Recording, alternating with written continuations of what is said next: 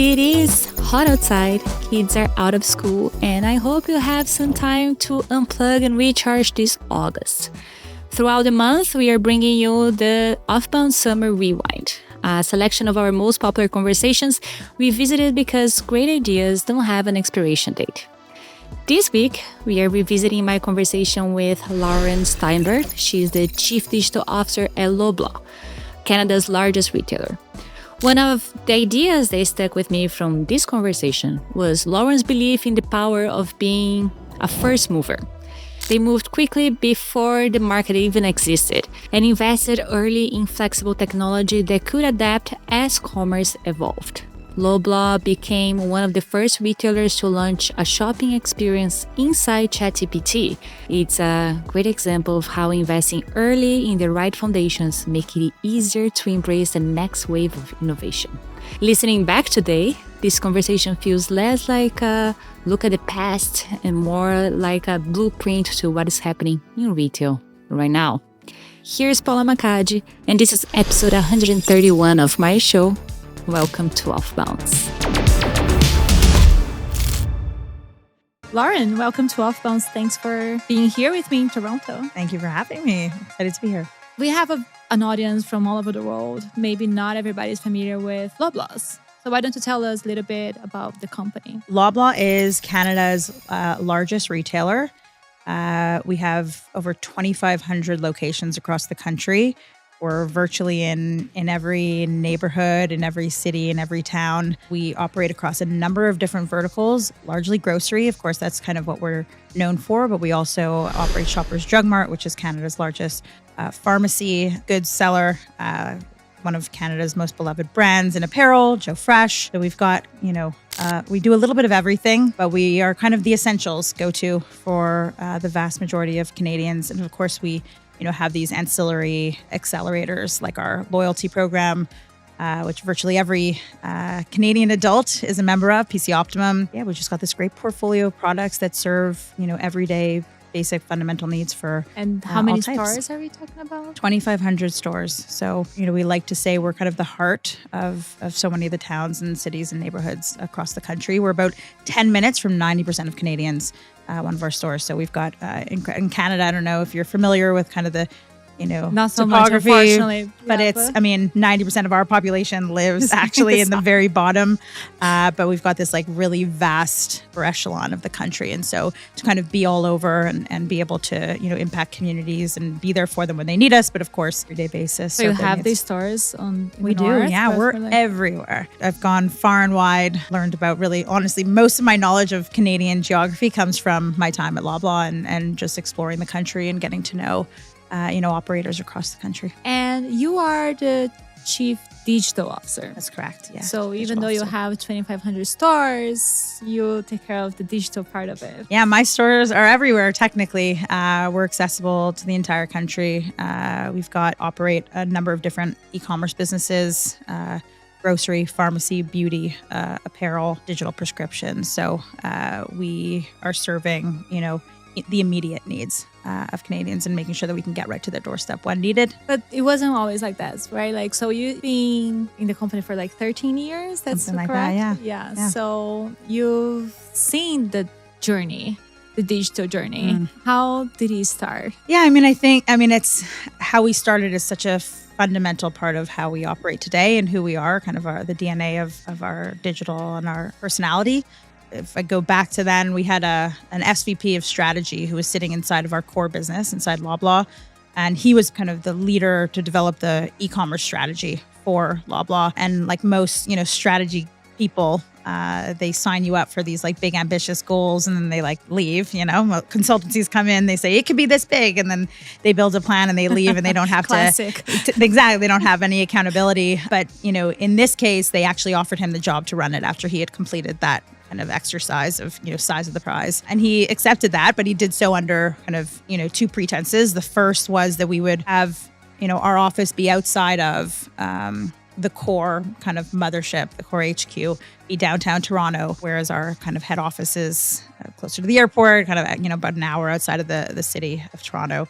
And that was very intentional to make sure that we could, secure the best talent, young talent, folks, who are the best engineers in the city, compete with the likes of, other Canadian tech So it's companies like that you were in had Toronto. a startup Yeah, business. they wanted to kind of, make it feel like that. I think people think Loblaw at that time, they think traditional retail. They didn't think breaking the barriers or kind of, doing something new like we had intended to do.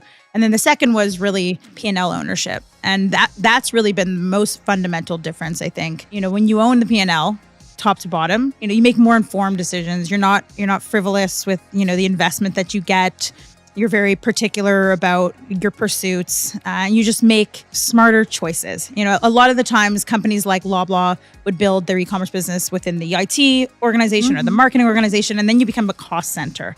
Those are cost centers. I think we always wanted to be a top line generator, not a bottom line. You want to cost. be the stars. You want to be the growth lever, right? Yeah. You want to be the growth engine. And so that allowed us, like every time that we built something, we first built and then we asked for more based on the performance of what we had built. And that created this level of accountability and ownership that I think otherwise, wouldn't have shown up. And that kind of is the red thread of who we've become over the years. But were you looking specifically on the profit of each action, or you were trying to get market share first? We were thinking about we always think about how could we grow responsibly. Okay. Because that's just an important aspect. We don't necessarily have to be profitable today, but we have to make decisions that we think will deliver profitability over, a longer term horizon. But ultimately, like our strategy was first to market, first mover advantage. If you looked at the UK, where e-commerce for grocery at the time was far more mature, it was very underdeveloped, if not developed, not developed at all in Canada.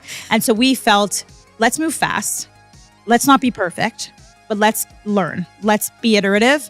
Let's not make some massive, fulfillment center investment, or let's not make some massive technology purchase. Let's build iteratively. That really is that startup culture, right? And so we made these very thoughtful decisions of what paths we would pursue. Even our first venture into online grocery, which was a click and collect model, I remember launching store 1. We probably ran that for a couple months. We launched store 2, store 3. Someone sent me a text the other day. So it wasn't like, well, let's do 500 to begin with. It was like, let's just start and let's learn. Like our first click and collect department that we opened up at one of our stores, I think it cost us over $1 million. By the time we were done opening up, we're at about 850 now. It cost us like $50,000. Like just the amount that you learn through that process. Imagine going from, what does $1 million setup look like to be able to do it for 50,000, or during COVID to be able to spin up hundreds of these very quickly based on the demand. I mean, that comes from iterative and experimentative approaches. Right? And I think you have to experiment with your customer base too, because they are not used to, if there wasn't online grocery before, they had to adapt to it, right? For sure. To learn from. For sure. And the benefit of first mover advantage is you get to create the market demand. Like Canada for at least the last 7-8 years was largely a pickup business. Like that was actually the dominating format for online grocery. Now it's shifted over the last 5 years since COVID, it's shifted. Now it's moving more towards delivery. But being the first mover, we were able to kind of create the market versus have to adapt to it. And then we were able to transform it. And I do think that we've been instrumental in that in this country for sure. And how was to set everything? Fine, you have the P&L, but you had to have the systems in place, the right technology. We had none of that. Exactly. I think that's, how was building it? I think, the last 4 years have been a journey of undoing a lot of the decisions that we made early on. Like, for example, our first pursuit around building the technology infrastructure was a monolith approach, because they're historically very they lack complexity, they're easy to spin up, but the more you customize, the more you adapt, the more you respond to customer needs, and the more options you build into your service, and the more customization is required, the more rigid that becomes. And so we built multiple e-commerce businesses, so we built multiple monoliths, and over the last 4 or 5 years, we've been undoing all of that to build more composable architecture, and thankfully so. We had the foresight to do that, in 2021. Yeah, and that's allowed us. It's not something you can do in a month. God, no, absolutely not. And it's allowed us now to be very responsive with new form factors of commerce, whether that be LLMs or social media commerce. We're able very easily to plug in and plug out of that. We're able to turn on a retail media network fairly quickly because we own that. My boss's boss, I guess, always says, own your platform and really control your destiny. And I think that's what we've been able to do. And I think just not making these massive investments, but again, just going step by step, being very methodical has allowed us to kind of pivot when needed. And how is the evolution? Because customers back then were different than customers today. So what they're looking for, agility, speed, I don't know, like what was the evolution of the first years of Loblaw Digital and now? That's the thing with Canada and being Loblaw, it's like you kind of serve everybody. And so there is no how are customers then versus now. It's such a mosaic, so like if you look at our business, even our grocery business, our online grocery business today is 50-50 pickup delivery. It's 50-50 pass, not pass. It's every, it's like, And I guess like a few regions is different than the totally other one, out west versus the Atlantic and the way customers shop, like in, northern provinces and territories and versus large cities. So it is but I guess nuanced. like there are some moments like after the pandemic that we all had the inflation, like there is so much going on that was a commonplace for everybody in the world. Sure. Yeah. I think the biggest trends right now, other than like the technology trends, are just people are seeking value. Like they just want to know they're getting the best value for their money. It's, in inflationary times, that's obviously the case. In some cases do that heavy lifting for them. And so we're introducing, great value add programs in our stores and particularly through our loyalty program that we bring online. And most of that stuff is a reflection of what we do in our stores. Still, like 90% of our transactions happen in our stores. But customers will choose to shop both if they feel like it's an equitable, offering. And we are very true to that. Like I think we want to make sure that customers don't miss out when they shop online. And in fact, they get even perhaps more, right? Because we do some of the heavy lifting through the means of technology, like personalization, for example. And what we're seeing now in a lot of our personalization pursuits is, historically, I remember going into like store 1, store 2, store 3 when we launched and saying like, hey, have you tried online grocery? And everyone was like, there was 2 excuses that we got. One was, no, like this is like my special time. Like this is where I get my steps. This is where I get away from my family. This is where I like this 30 minutes being exactly. This is like my time. The second one was really like, I feel like I'm going to miss out. Like I discover products when I walk the aisles, right? You walk the aisles, you see everything. Going to grab one item and you see this alternative that you had never seen before. Fair enough, yeah. People had missed out on that with online because most people were shopping either things they bought before or they're searching for the things that they've bought before. And more recently, we've kind of found ways to expose customers to products that are largely relevant for them based on historical behaviors, but also based on predictive models through the use of AI. And now about 44% of customers, like items customers are adding to their basket that are exposed to personalized experiences like the ones we're creating, they've never bought before. So that's telling us that they're seeing things that, or they're discovering. Like they're finally, like that's been such a hurdle. What is relevant to them. Totally. That's been a hurdle of e-commerce. It's hard to discover. Even though you think, well, we have all these tools at our disposal, with grocery shopping, it's historically been very different. People do build baskets based on search. You go and you type in your list and you don't really get to discover that way when it's so curated in that form. And so for us, that's been probably the biggest change, is like exposing people to new products. It's not about getting them to buy more.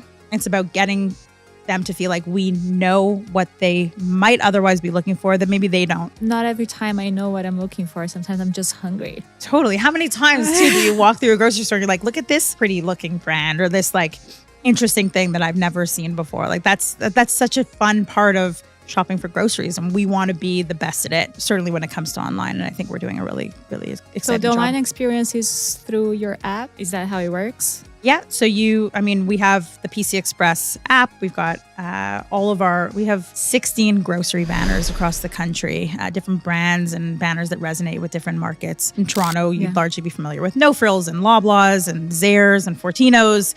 And then out west, Superstore is really our, bread and butter, no pun intended. So different banners, resonate with different customers. And we like to think of PC Express, which is our online grocery service, as an extension of those banners, because people really do have a relationship with their grocery store.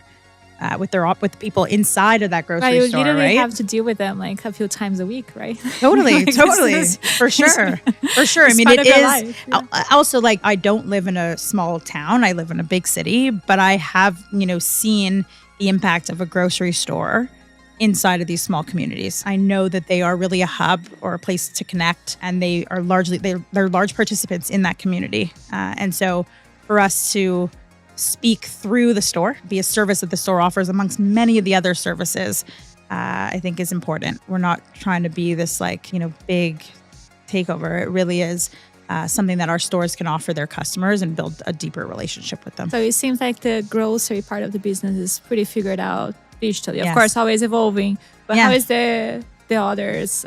Beauty, pharmacy, how is that going? Is that the same? I mean, grocery is our biggest. Yeah. I think that was where we placed our bets. But the rest of them are very strong. Like, I think that, we launched Joe Fresh e-commerce first. That's our apparel brand. That was actually the first business that we built when I came on board to kind of set the foundation to make sure we had the kind of the fundamentals right before we really ventured into grocery and took on something that, no one had really ever done before, certainly on our team, right?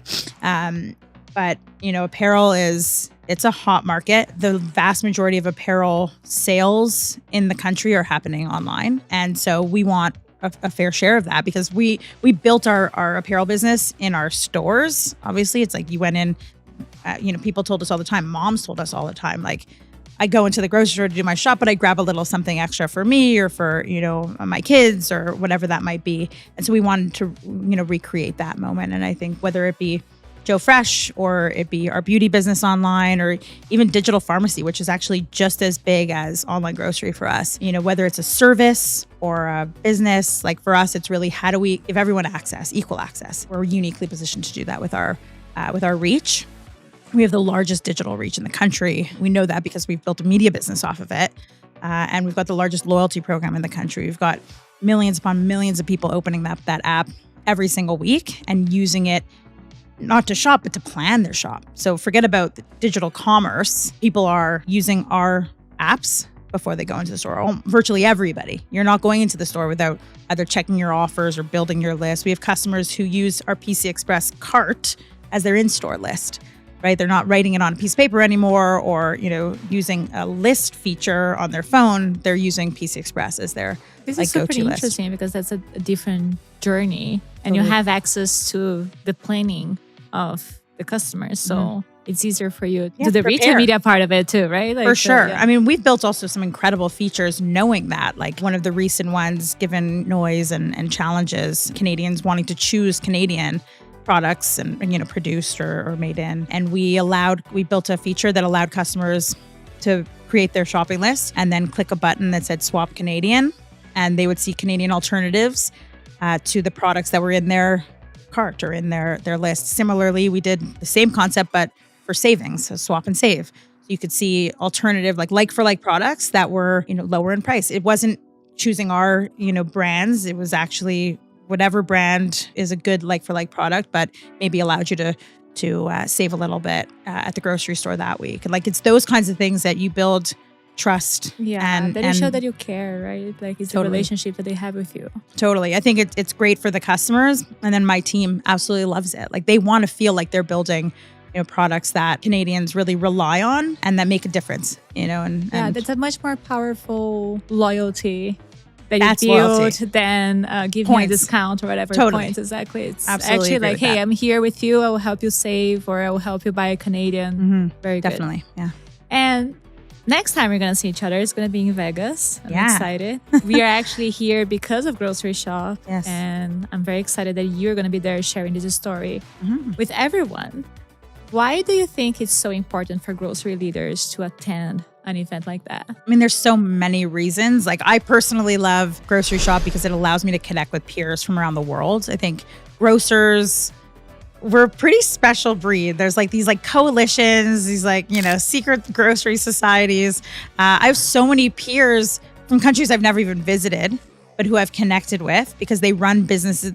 We're all dealing with the same, very consistent challenges and we all have the same opportunities, to pursue. And so I think having all those people in one space and just sharing and learning, obviously, yes, you sit in on some of these sessions and you're able to walk away with, a couple of different actionable items, or your team is there, of course, with you, and they get inspired. Like a lot of that is just really about being inspired and having maybe a different mindset when you get back to your desk at home. But I maybe think for one me, idea that you didn't think totally about before, like, oh, this will solve that problem. That we totally. have. I mean, I think for me, when I speak at these events, I also, I think oftentimes we stay surface level. And I think for me, it's an opportunity as a speaker in particular to kind of go a little bit deeper and give people something they can really grab onto. So I think everyone knows the macro trends. Everyone knows the macro opportunities. I think it's really like, okay, well, how did you solve that within your world? And, we often have people come, other grocery retailers come to us and we sit around with them, and vice versa. We go to Australia, we go to, Europe, we were just in Asia. But I think having everyone in one place,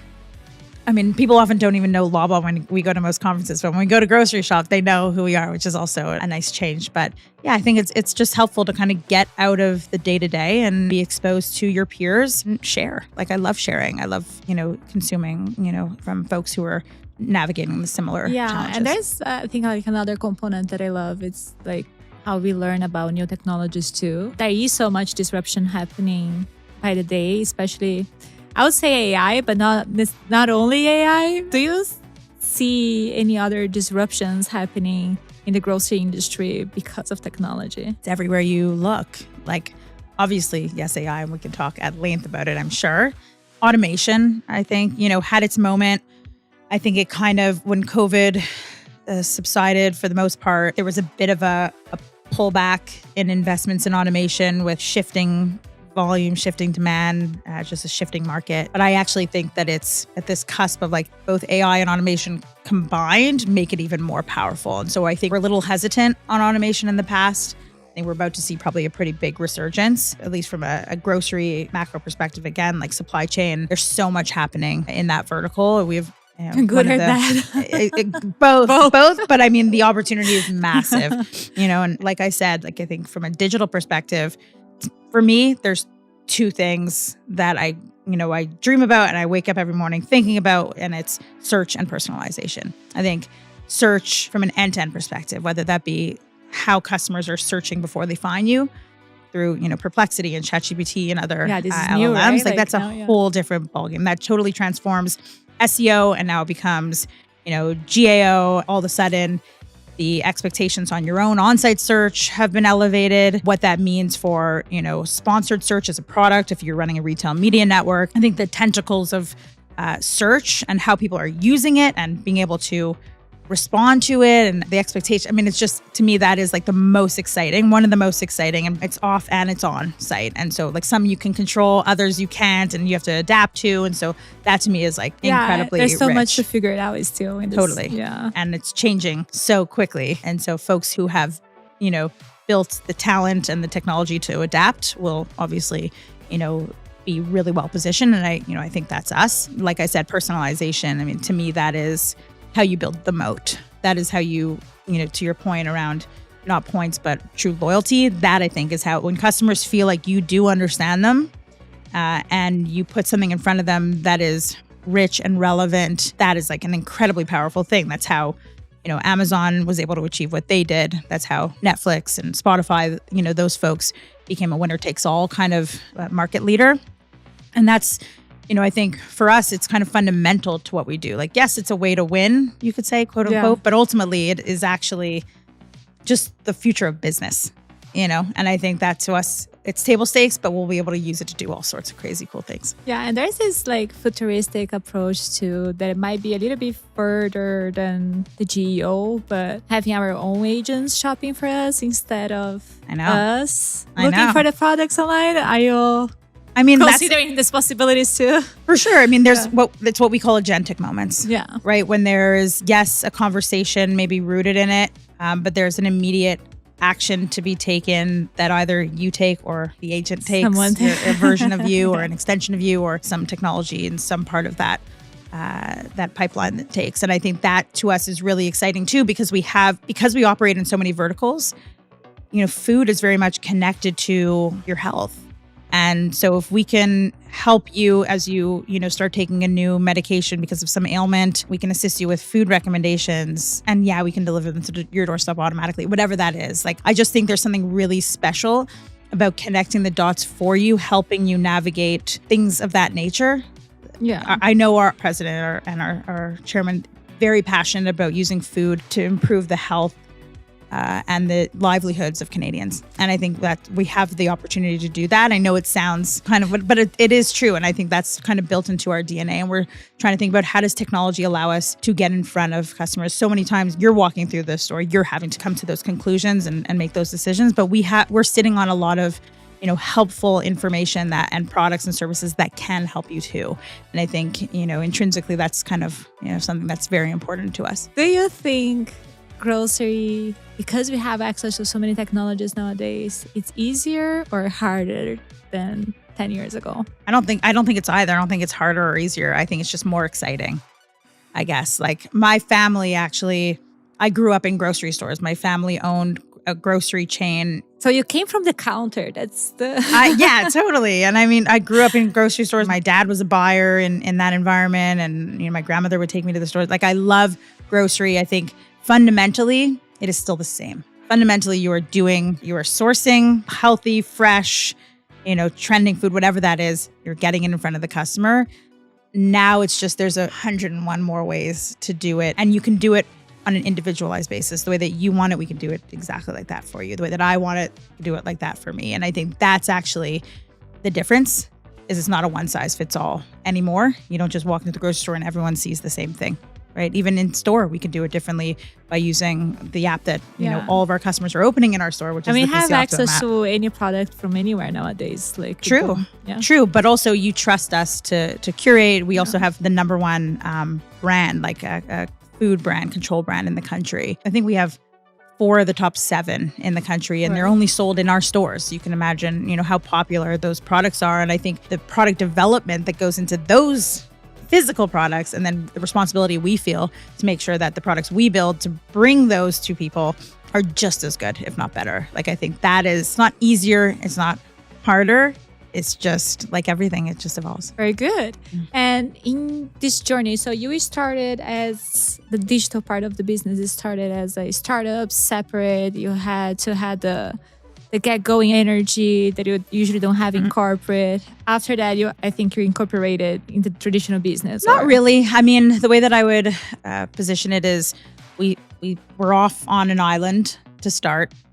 We felt that was important so that we could move a little faster and not break rules, but maybe not follow existing rules to a T. And I think once COVID hit and we surpassed that $1 billion in e-commerce sales, it was very clear to us that in order to keep going and achieve the momentum that we now have, we needed to start to access the assets that the enterprise had that we had less. And so we really tapped into the value that our marketing organization has and our supply chain organization has and our merchandising team. Like these are experts beyond comprehension. Most of these folks have been with this organization for 40 some odd years, right? And so the wealth of knowledge and the reach that those folks have. And I firmly believe, how I have been successful in my career is building relationships. So as I took over, Loblaw Digital and over time, several other, parts of our business, I felt like building relationships was really going to be the difference maker in getting us to that 3 billion, 4 billion, 5 billion mark. And it's proven to be the case. And I honestly think like my team, as much as they loved kind of acting like a startup and being on their own, we still have a lot of that, but yet we get to interact with folks who have a $60 billion business, folks who have built, things that we are looking to build ourselves and that we can kind of, learn from and teach, and I think there's so much richness in that. So while we haven't been absorbed into we never were fully our own company. We pretend like we were, but we never fully were. And now it really is, I kind of articulated as we put up a full brick wall. And over time, myself, my team of leaders, taking those bricks down one by one. And there's certain bricks that should always stay up because it allows you to differentiate yourself. It allows you to operate with a slightly different, mindset. But for the most part, I think there's so much value in teaching and learning across the 401, if you're familiar with Toronto, across the highway. So, yeah. I'm not familiar with that, but thanks for explaining. And you had many roles in this journey, and now you are the CDO. What do you think were the 3 things that allowed you to be in the position you are today? Yeah, I mean, first and foremost, it's just great talent within, around me, surrounding me. whether that be the leaders, that I reported into as I kind of ascended the organization, or the incredible leadership team that I have built. And honestly, the whole team we're just riddled with talent. And I think that's like the most important, is like hire people that know so much more than you do, and then just like find ways to make life easier for them, or, remove the glue, as we call it, the things that like slow people down, And so like that to me is probably number one, like in any org, in any company, in any industry, you name it, great, surrounding yourself with great people and great leaders. The second would be like great storytelling. I think when you're building something new inside of an organization, or you're trying to do something different, to be able to frame it in a way that gets people excited, particularly the people who are going to be investing in you and in this, to be able to craft a narrative that is ambitious but also achievable, and told in a way that's like really compelling, and people want to be a part of it. That's so hard. It's so hard. Yeah. But either you figure out a way to be good at it, or find people who can help you do that, and then teach people how to do that inside of the organization. Show by doing, but also teach them. Like, we actually used to have someone in our organization who would go around and like try to teach people good storytelling and good, I hate to say good decks, but oftentimes it's just a visual, storytelling. So I think that's probably second, having done all the things, or many of the things that I ended up hiring teams to do, allowed me to just, really empathize and to see how it's done, see what the challenges are. Totally. And, really get a sense of like what teams need, so that you can truly invest in the areas that need to thrive in order for the whole thing to thrive. That's something that I was lucky to have. I think that also comes when you stay in one place for a longer period of time. I think a lot of people move around and you get growth that way. For me, and my case, and others at certainly at Loblaw Digital, staying allows you to gain so much knowledge, and then to be able to deploy that knowledge to even get farther along. I think that's a really overlooked thing these days. And I think before I got to Loblaw, I jumped around a lot, and so I missed out on that. And so I can see the difference that makes. To see the whole story. Yeah. I always used to say to my team, like when we go through like big changes and difficult work, like, replatforming, real change takes time. And if you're lucky, if you stick around, if you're willing to like put in the hard work, then you stick around, you get to benefit. On the other side of that, you're going to benefit from seeing it through. And if you don't want it, like, that's okay too. Yeah, but how frustrating you'd be to leave before the replatforming is over. Like, totally. You went through hell. Totally. And then you get to benefit from this new, rich, modern, flexible, adaptable technology. And you look at each other like, oh, remember how we used to do it with the monolith? And there's also, there's always new problems to overcome, and so I fully recognize that. But that's life in a rapidly changing environment. That's digital, that's technology, that's even grocery. For somebody that is starting retail leadership, doesn't even have to be grocery, what would be your advice to them? Try to get involved. The way they framed it was slightly different, but I guess I would say like try to get involved in things outside of your direct purview. I think that is the best way of learning. It's the best way to figure out what you are passionate about too, as you're exposed to other things. Oftentimes we get stuck in our, domain, and we think that's our thing. But that's only our thing because we haven't really seen, what else we might enjoy, or what else the education system, like having to make some decisions so early on and then following that path. But that's a path that you had to make a decision on so early on. And where's the flexibility in that? And so like for me, just raise your hand, get involved, seek opportunity, kind of crawl around, and look for those moments. Because for me, I think of all the times where I did that and then I became the go-to. It's like, well, this thing is not working. Let's see if let's put Lauren on it and she'll figure it out. And you end up being the person oftentimes where things just kind of get done. But that's actually, for me, that was how I learned all these, new things. And like doing a little bit of the things we're not qualified to do. Totally. Yeah. Totally. I think I see it all the time. I see people who say, yeah, I'll give it a shot. And that ends up becoming their path, their Do you look at these talents like, I used to be like that? Like this 100%, is a good quality. Yeah, 100%. That is.